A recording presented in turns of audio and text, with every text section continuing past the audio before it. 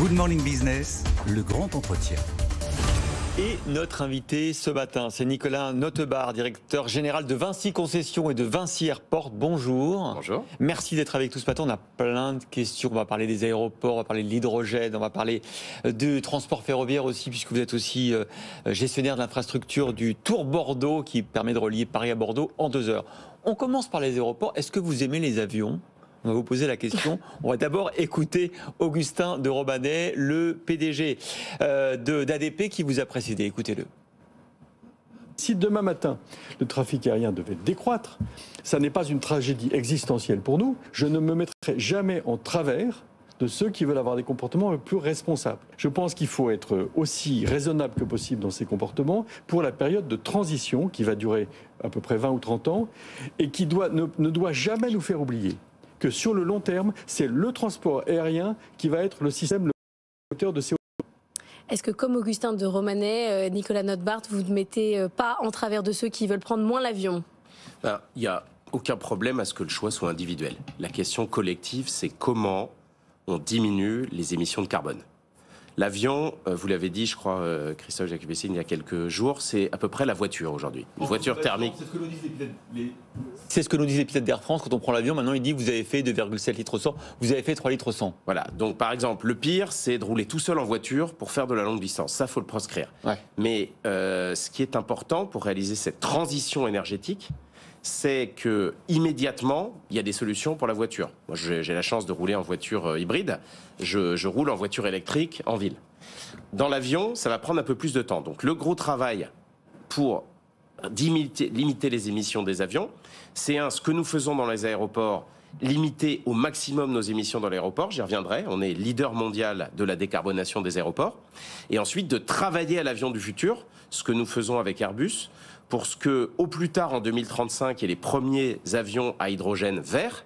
Et avant, il y a ce qu'on appelle les biocarburants durables, c'est-à-dire de mélanger du kérosène avec des déchets, par exemple des huiles usagées, ce qu'on a fait depuis l'an dernier à Clermont-Ferrand. Voilà, donc toutes ces transitions de la motorisation et des carburants qu'on utilise vont permettre progressivement de décarboner l'aviation. Mais d'ici là, il faut réduire toutes les émissions partout, et notamment dans les aéroports. Et d'ici là, est-ce qu'on met au point un avion à hydrogène ?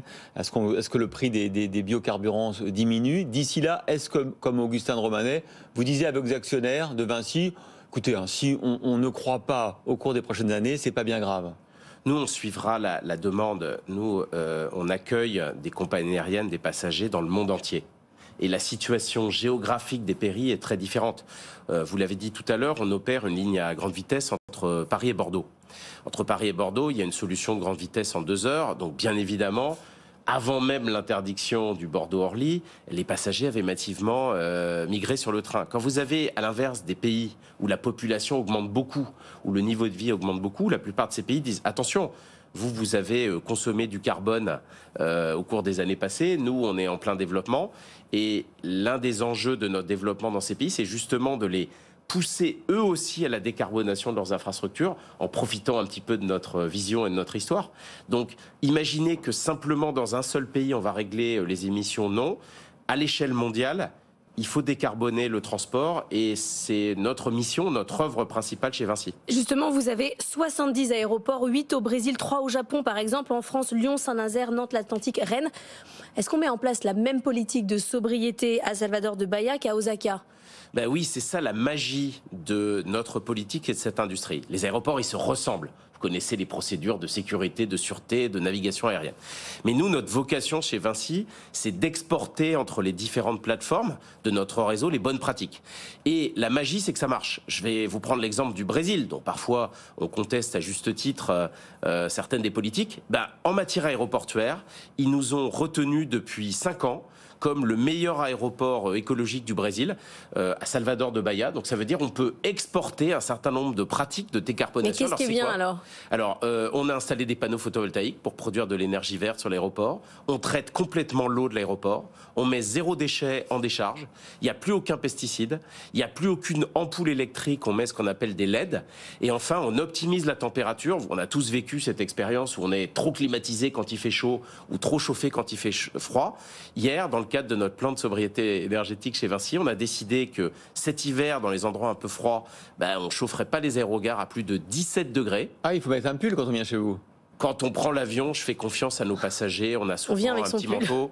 Et je sais que nos passagers, quand ils prennent l'avion, ils sont aussi soucieux de la planète. Et donc, ils vont comprendre ce petit effort. Et donc, du coup, le gouvernement demande aux entreprises de faire un effort, de baisser leur consommation de 10%. Vous avez annoncé 15 hier.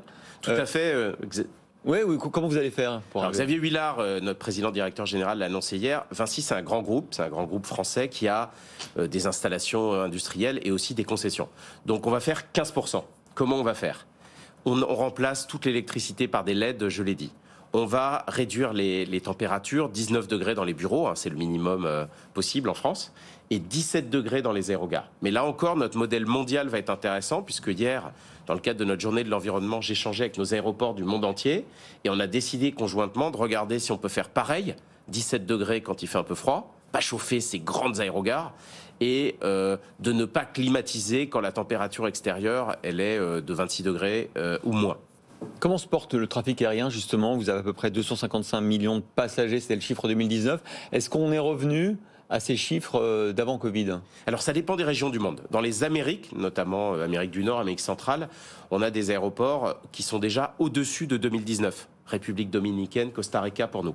L'Europe a eu un trafic très tonique cet été, ce qui prouve que la demande de voyage, la demande de liberté, après autant de confinement, est très importante. Un pays comme le Portugal, où nous opérons tous les aéroports, on a atteint à peu près le trafic de 2019. D'accord. Et puis l'Asie est en retard. L'Asie est en retard pour plein de raisons. Beaucoup de pays asiatiques sont restés fermés et la Chine notamment est fermée. Mais je vous annonce une bonne nouvelle. Ce matin, le Premier ministre japonais, par exemple, vient de décider d'ouvrir le pays le 11 octobre prochain. Donc ça change.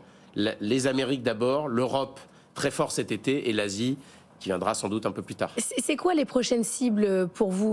Désormais, vous avez donc 70 aéroports. Sur la question des aéroports, où est-ce que vous voulez aller ? Alors, on a acquis 3 réseaux très récemment qui sont symboliques de cette évolution du monde. 13 aéroports au Mexique. C'est un pays dont le trafic, c'est un grand pays dont le trafic intérieur est dynamique, mais aussi des relations avec les États-Unis.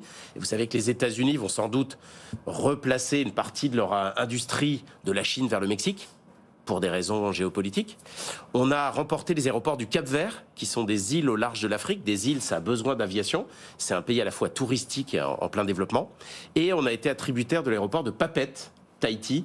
On imagine bien qu'on ne peut pas aller à Tahiti sans l'avion. Mais là encore, un programme exemplaire. Ça va être le premier aéroport au monde où on va mettre en place un rafraîchissement par l'eau froide qu'on va aller chercher au fond de la mer. Et donc, pas de climatisation électrique. Un conditionnement par l'eau froide de la mer.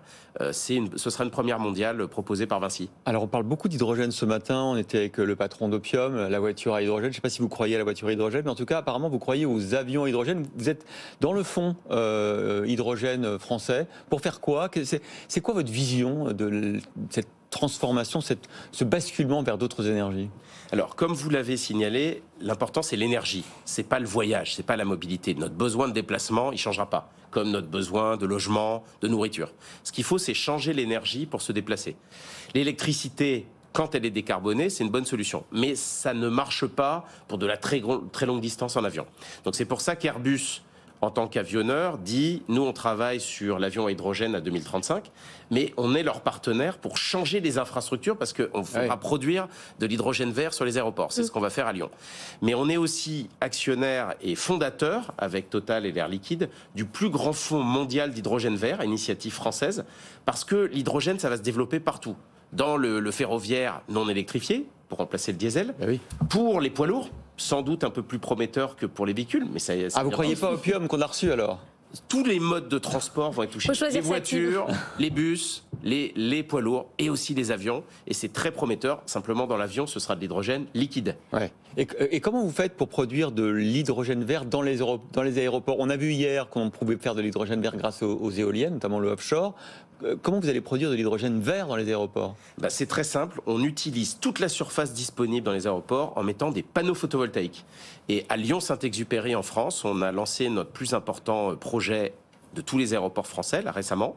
Mais on en a ouvert cet été à Faro, où il y a beaucoup de soleil au Portugal, à Belgrade, à Salvador de Bahia, en République dominicaine. Donc on peut, sur les aéroports, mettre beaucoup de panneaux solaires et ça va nous permettre de produire de l'énergie avec verte. des petites centrales à hydrogène où vous allez casser les molécules d'eau pour faire, avec l'électricité renouvelable, de l'hydrogène. Tout à fait. Avec un électrolyseur, on produit de l'hydrogène, gazeux pour les transports terrestres et liquide pour les avions. Un micro-mot pour finir du dossier Notre-Dame-des-Landes, c'est fini, on n'en parle plus. Vous étiez dans ce dossier, c'est derrière nous? C'est plus du tout d'actualité dans le sens où aujourd'hui il y a eu un nouvel appel d'offres qui est en cours. On ne commande pas ce type de dossier puisque c'est des procédures. J'ai parlé de celles qui sont attribuées, je ne parle pas évidemment des procédures qui sont en cours. Et ADP, la privatisation, c'est un regret toujours?